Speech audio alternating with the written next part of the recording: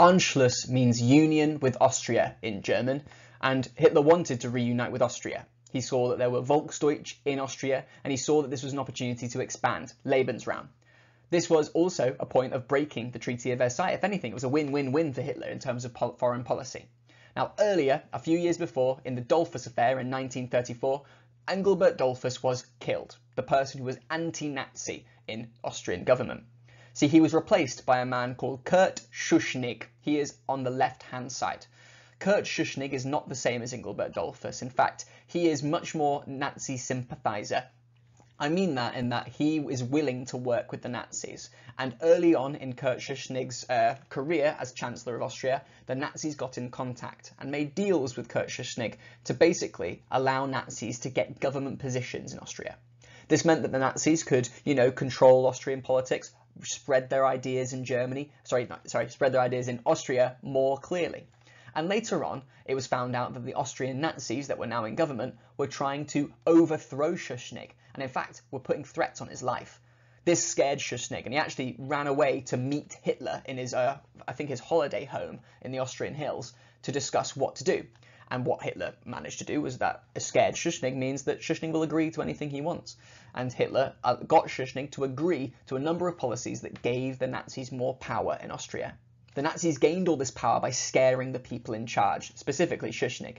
And Schuschnigg wanted some way to stop this. He knew his life was at threat, and he didn't really want Germany to take over Austria, so he came up with an idea of organising a plebiscite, a vote.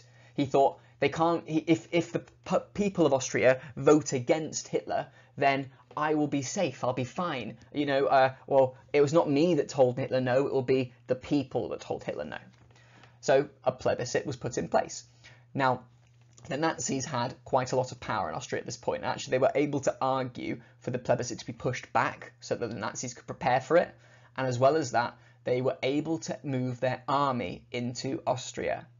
The German army marched into Austria calmly and clearly. They got lost and had to refuel at petrol stations and stuff, which is a bit embarrassing, but people accepted the German army into Austria. And then, with the German army in every Austrian city, the people of Austria voted on this plebiscite whether to rejoin Germany or not. You can see the voting paper down the bottom. It's very clear that they want you to vote for Hitler, don't they? But all that power built up by the fear the Nazis were able to use to manipulate this election, this vote, this plebiscite. And you can see here that 99% of the Austrian population said yes, they want to rejoin Germany.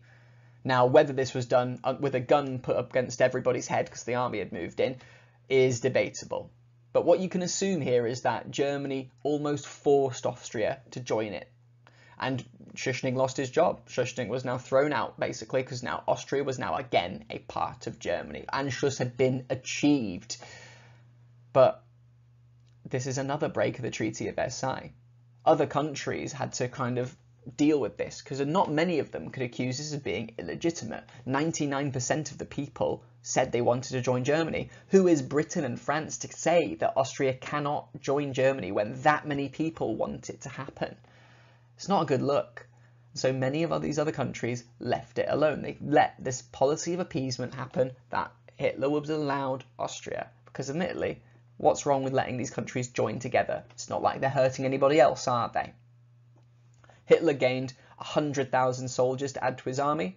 Hitler gained a number of millions of people to add to his Volksdeutsch, and he gained a good few hundred square kilometres of land for his Lebensraum. It was an overwhelming success for Hitler. But what you need to know is, firstly, how did Hitler get the Nazis into Austria in the first place? How did they manipulate Schuschnigg into more things plus a plebiscite? How did Hitler ensure that the plebiscite was in his favour? And then how did other countries react to Anschluss? I've told you some answers, but the textbook has way more. Read it up, write it out, and then you'll know it for yourself later. Good luck. See you later.